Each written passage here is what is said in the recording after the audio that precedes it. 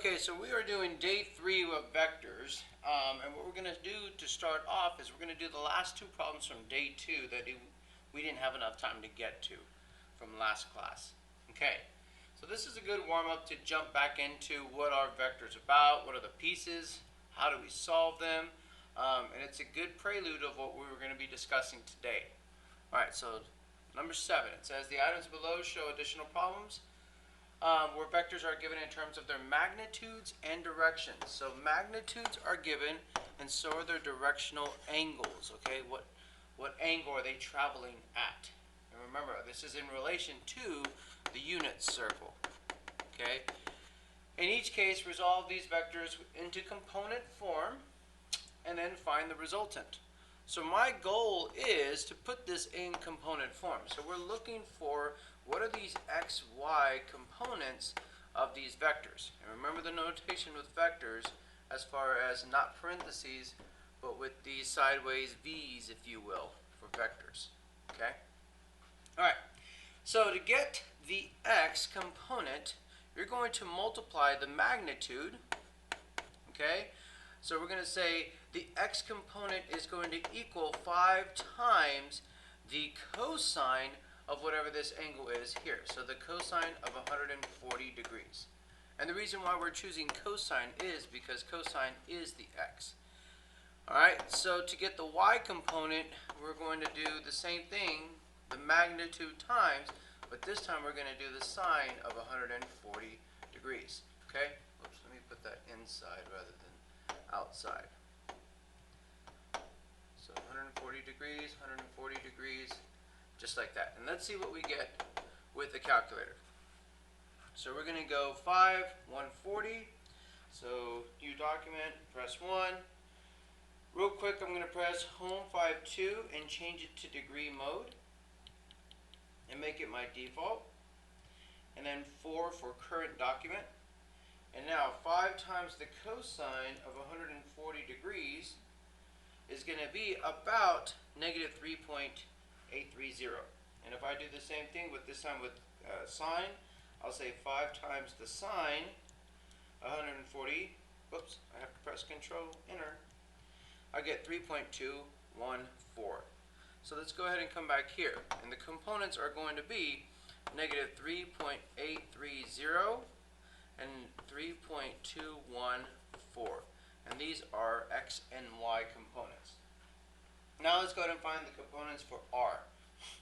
Now r is going to be the same way, but this time we're going to do 8 times the cosine for the x value, and then 8 times the sine of 30 for the y value. Okay, so let's go back to the calculator. 8 times the cosine of 30, oops, Control Enter, and then 8 times the sine of 30. And then we just get 4. So let's go back here and go ahead and write them in. We have 6.928. And remember, 3 decimal places is a good thing to do for each piece. It's just a good rule of thumb as far as what to round to. Okay, so the resultant. Remember, the tail to tip. If I were to draw this out, a little bit of a review, if you will, this negative 3, positive 3, is going to be a negative positive kind of vector, showing that it's going to be in a quadrant of 2, if you will. So remember how we talked about last time is that this is positive, positive, positive, negative, negative, negative, and negative, positive. So we're talking about traveling a direction of left 3.8 and then up 3.2. So it's probably going to be something that looks like from here up, like that. That would be this first vector. Okay? And from there, since we're adding these, we're going to do tail to tip. So from there, we're going to travel a 6.94 route, if you will, and that's what we called it last time. So from here, saying like this is my new point of origin, we're going to travel 6 to the right, like 6.9 to the right, which would be about here, and then we're going to go 4 up. So we're going to go from here all the way up here. And that is my second, whoops, that's my second vector that I'm traveling at. And since we're adding these, we will have a tail to tip method to where the resultant is going to be, in fact, what is actually traveled from the original all the way to where you ended up at. This right here would actually be the W plus R. Okay, so the first one was W, the second one was R, and the resultant is the W plus R component that it has been traveled. So the answer that we're about to get here, as far as our resultant vector, should be from the point of origin, how many spaces did you travel to the right, and then how many did you go up, should reflect and represent this resultant vector that we're going to get simply by adding the vectors. Alright, so let's go ahead and add the vectors. We have negative 3.830 is going to be added with 6.928, and you're just going to add just straight down, and we're going to get, let's go to the calculator just real quick, 3.089. So 98 is what we're going to write there. And then adding the other ones is a simple 7.214. And it does look like a rise over run. So a run of 3.098 and a rise of 214 was in fact very representative of that resultant vector. Okay, so the answer is definitely trusted. Okay, so if I were to look at number 8, just going to quickly show you the answers on that, and then you can from the video verify if what you got in fact represents the same thing. So again, reminder, to solve these, it's going to be 12 times the cosine would give you this 9.19, and then it'll be 12 times the sine will give you this y value here. And you do this following: 20 times the cosine of 70 to get 6.84, and then you would do 20 times the sine of 70 to get 18.79. Notice my highlights as far as the roadmap. That's step 1 in this table format. Okay. Step 2 is simply going to be adding these vectors going straight down. So we would get 16.03 from adding the x's. We'd get 11.09 from adding the y's. And again, remember, the resultant vector here is basically saying from the original point, if you were to travel 16.03 to the right and then go 11 up, this is the route that the actual resultant would be traveling as far as the two vectors are concerned. So from item number 7 above, find what is the, and don't think that this represents absolute value. Again, these signs in this unit are not going to represent an absolute value. It's a magnitude of some kind. Okay, magnitude, think of it primarily as like the length. And as we get into these word problems, you can think of it as the strength, okay, of that vector. So if I want to know the magnitude of a vector, and I'm looking at this vector here, I'm simply going to do Pythagorean's theorem. I'm going to do a squared plus b squared, and then take the square root, and that will be my resultant vector. So it's going to be the square root of 3.098 squared plus 7.214 squared, and in control answer you get a magnitude of approximately 7.851. So we're going to say the magnitude of the resultant vector, that's what I just wrote, all of this is the magnitude of the resultant vector, is going to equal 7.851 units. Alright, so that's that one. We're going to do the same kind of process, but we're going to do it like this. So this is what's different. This is saying the magnitude of W, which over here was 5, plus the magnitude of R, which over here was 8, this would equal 13. So you can see that these are representing totally different things. Thus, the magnitude of the resultant does not equal the magnitudes or the sum of the magnitudes of each of them independently. Obviously, as you can see from these 2. And then if I were to do that to 8, I would get the resultant magnitude. That means the a squared plus b squared. Take the square root of that would give me 19.49. And just real quick, just to verify it, the square root of 16.03 squared plus 11.08 squared should give me a 19.49, and that's what you see on the calculator right here. Okay, and then it's not the same as the sum of the magnitudes of each of them independently. And again, highlighting them, you have the magnitude is 12 here for u, the magnitude of v is 20, and adding them up together you would get the 32. Okay, so that's your warm-up per se for today's unit. Now we're going to actually go to the real-world problems that you will see and how it's best to set up in table format to get to this ultimate resultant vector. Alright, so you're always taking care of these vector pieces first, and then in order to get this resultant, then you're going to add the components in order to get the resultant components here. So these are the components of the resultant vector. That's your goal. And then at the very end you can go backwards to get the direction, and then you can go backwards to get the magnitude.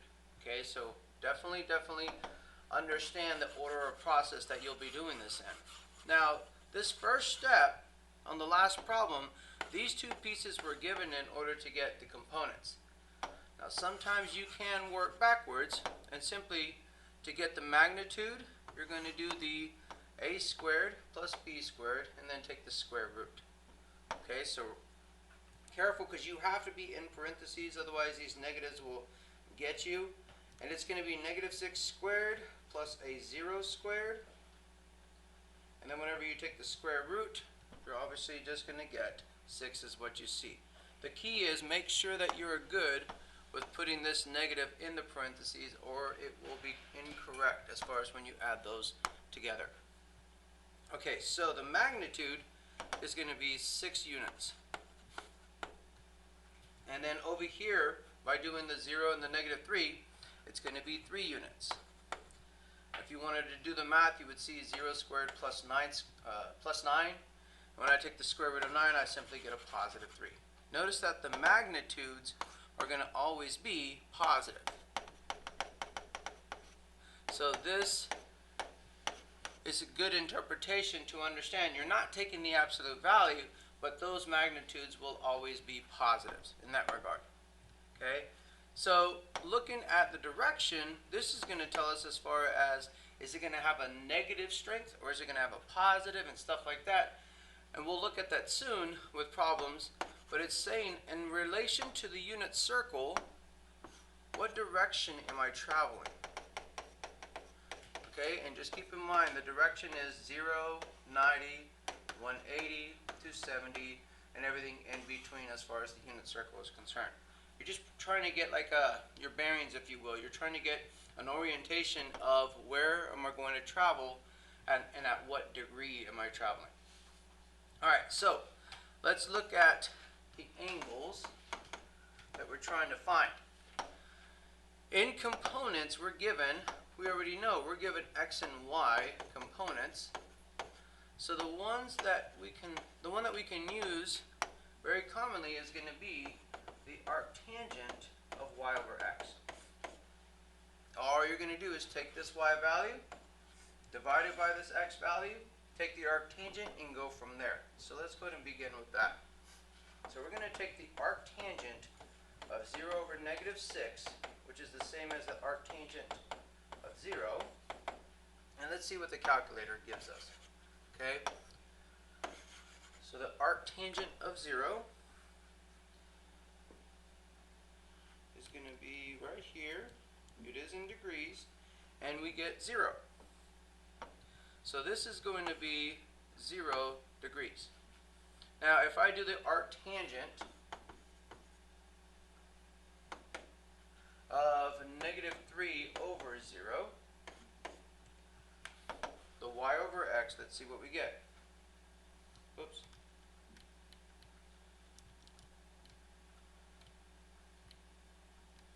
So control divide negative 3 over 0, and we get this plus or minus 90. The way I want you to interpret this is that this is going to be, so again, this was that arctangent of -3 over 0, which almost looks like the arctangent of undefined, if you will. You're going to get a positive or a -90. What I want you to do is when you take these arctangents, just take the positive version form of this, and then we'll look at it unit circle wise as far as is it going to be a positive or a negative here in just a bit. So I know it's 90 degrees, and I'm looking at vector D. Here's vector D.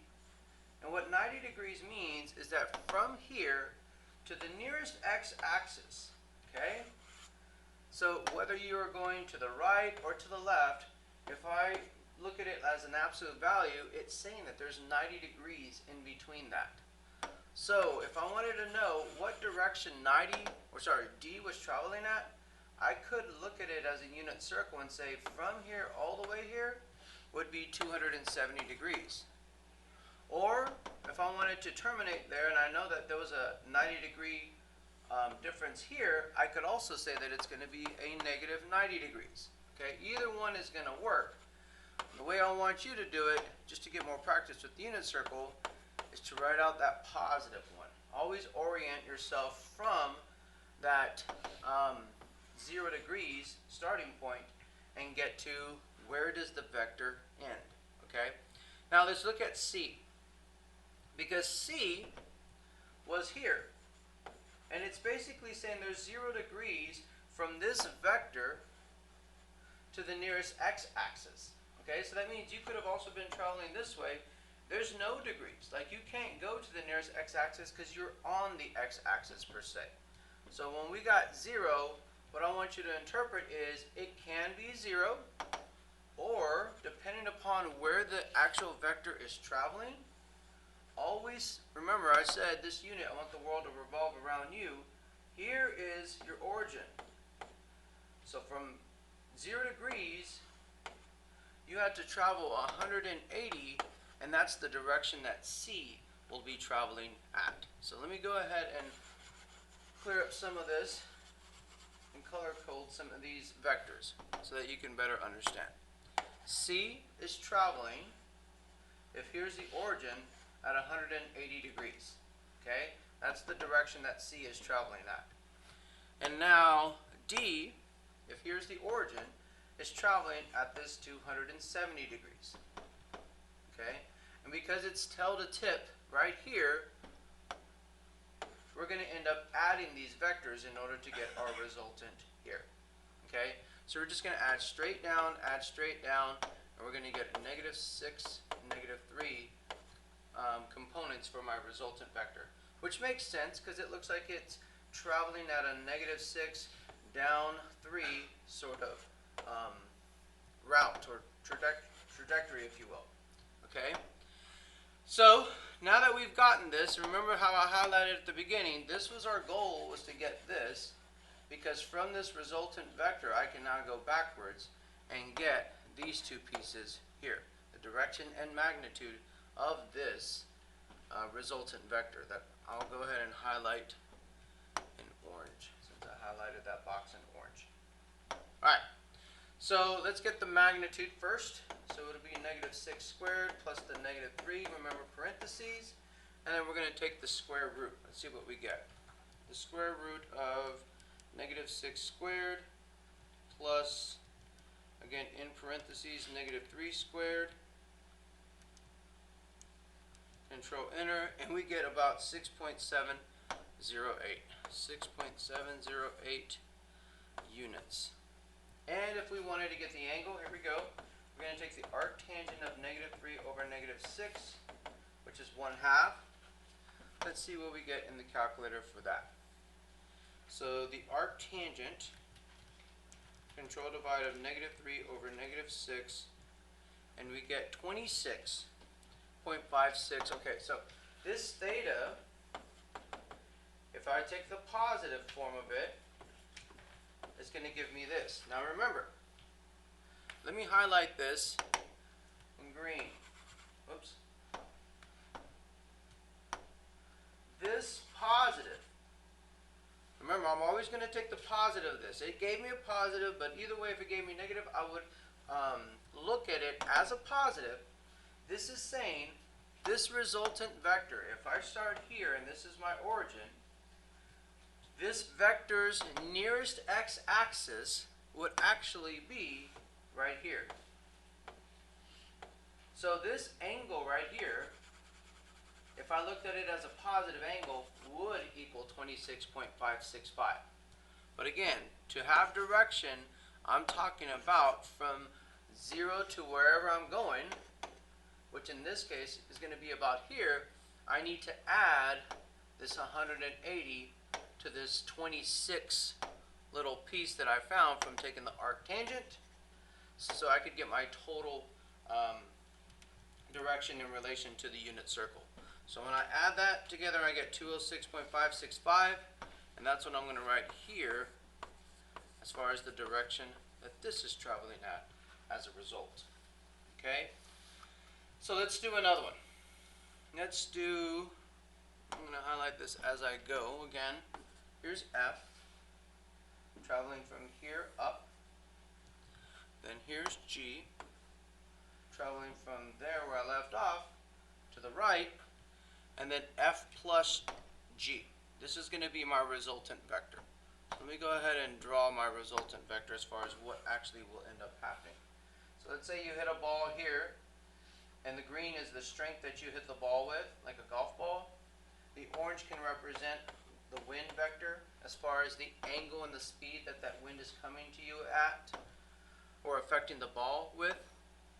So if I were to add those two together, the ball's trajectory or pathway of travel would actually go straight on this line toward this tip. Okay, and this is going to be the F plus G vector. Okay, we'll see what we're going to get for that here in just a bit as far as the magnitude is concerned. So let's go ahead and go through. We're going to first start off by getting our components by going and saying the x and the y for both of them. So let's go ahead and do that in the calculator. 8 times the cosine of 90. So 8 times the cosine of 90 degrees is going to give us 0. And 8 times the sine of 90 degrees is going to give us 8. So this is going to travel at a 0, 8 vector direction, which makes sense. I mean, because it's going straight up as far as 0 to the left or right, but 8 positive up. Alright, so now let's look at our second vector. Our second vector is going to be G, and we're going to do the same thing to get their components. It's going to be 5 times the cosine and 5 times the sine. So 5 times the cosine of negative 45 and 5 times the sine of negative 45, and you get from the calculator that positive 3.5 and negative 3.5. Which makes sense that they're the same because they're traveling at 45-degree angles, which makes the x and y the same value. Remember that from our unit circle, we had root 2 over 2, root 2 over 2. The fact that they were the same shows kind of what's happening here vector-wise. So 3.535, or 6 because I'm rounding up. And then the y components are going to be a negative 3.536. Now adding vectors, again, we always have to get to this point here so we can add straight down so that we can see what our resultant vector would end up becoming, which in this case is 3.536, and then just add 8 and we get 4.464. Okay? And then finally, last but not least, we're going to go backwards from here to get this directional angle, and then backwards to get the magnitude itself. Okay, so let's do the magnitude really quick. So to be the x squared plus the y squared, and we're going to take the square root. So it would be the square root of parentheses 3.536 squared plus parentheses 4.464 squared. And with the calculator, the magnitude looks like it comes to 5.695. So 5.695, remember put units because we're talking about the magnitude.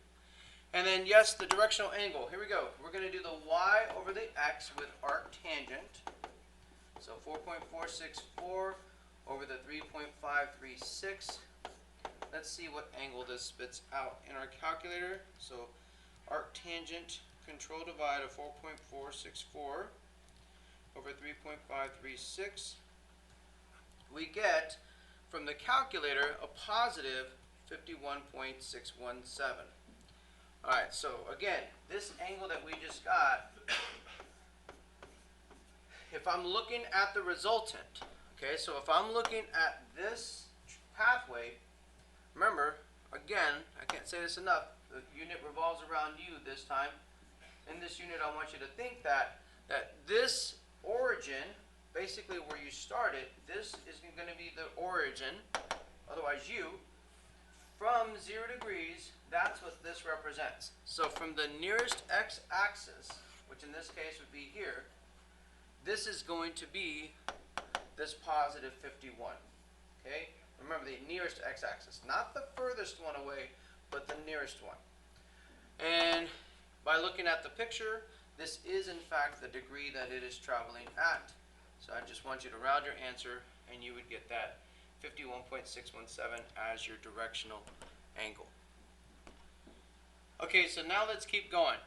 We have in our next page of notes a couple more examples dealing with this chart. Just quick visuals. Now that we're familiar with what these vectors are doing, I'm going to pick up the pace just a little bit.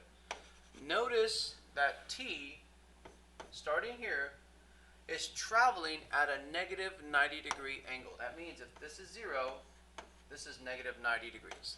Okay?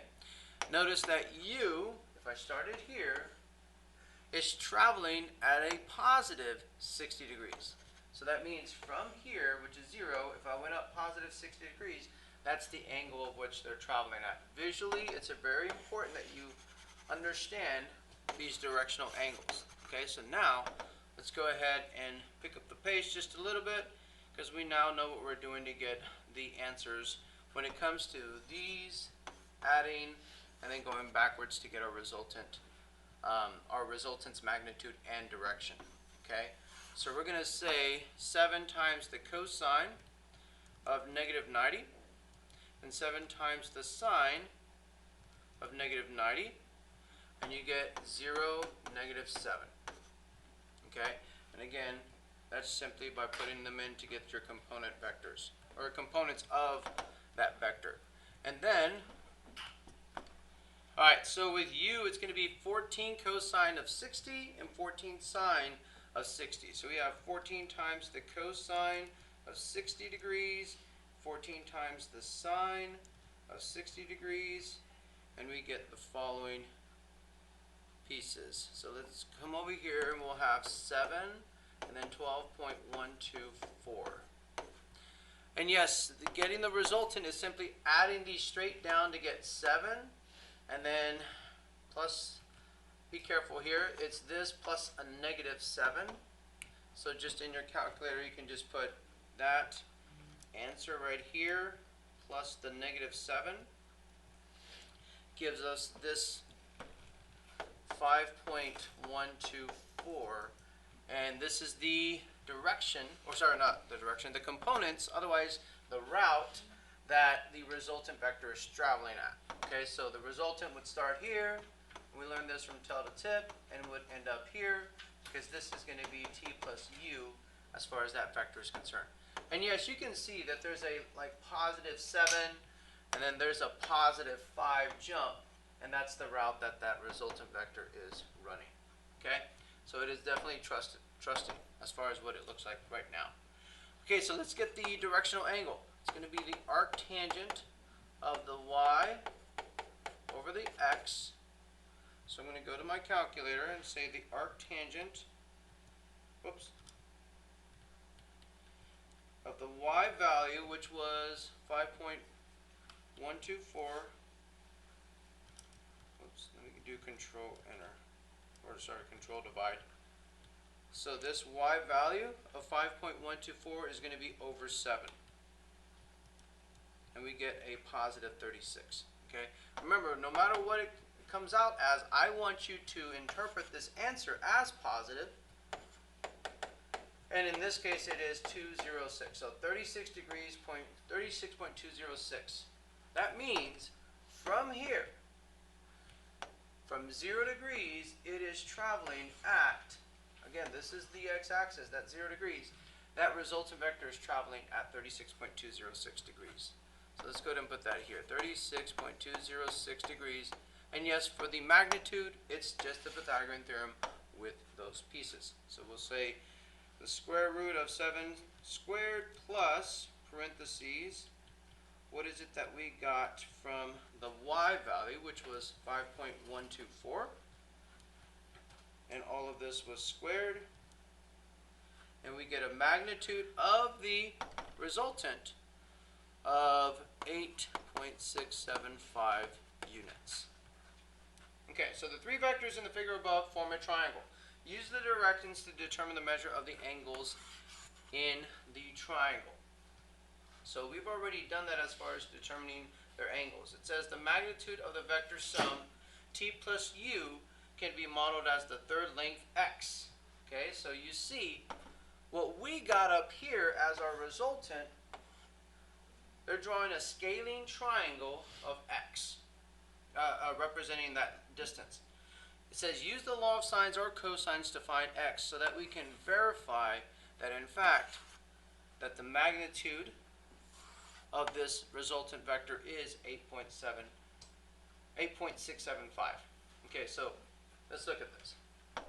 First of all, you see these 60 degrees, how they match up. And if this is a right angle, that's saying that this leftover piece has to be 30 degrees. Okay? Now, with that, we found that this angle up here, let me highlight it in blue. This is very important. This angle that we found from the direction of this resultant is a positive, it's right here, 36.206. If I add now this right triangle, this complete angle here is going to be that 36.206 plus 90, which you're going to get 126.206 degrees. Okay, so now you have a scaling triangle where you know two of the three angles. So if you wanted to find the other angle, you could simply by adding these up and subtracting from 180, but we may not need that. And then we have these other pieces. We have this side, we have 14, and we're looking for x. So what I have here is I can choose law of sines or law of cosines as far as to find this.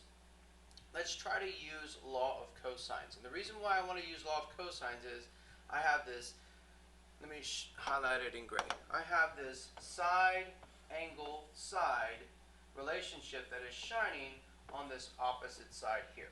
Okay, so remember we were talking about this long ago this year when we did side, angle, side postulate with this opposite that represented the law of cosines. So we could say its opposite squared is equal to side 1 squared plus side 2 squared minus 2 side 1 side 2 cosine of theta.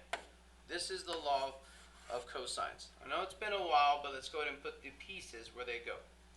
So if this is my angle, opposite from my angle is where 14 belongs.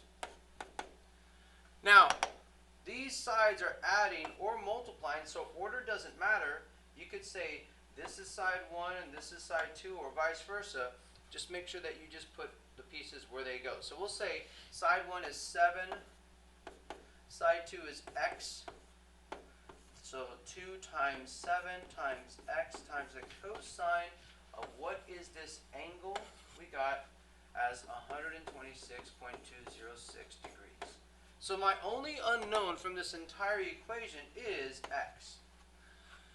Now let's use the calculator effectively, because all we're doing is verifying that what we will get here for x is in fact equal to that 8.675.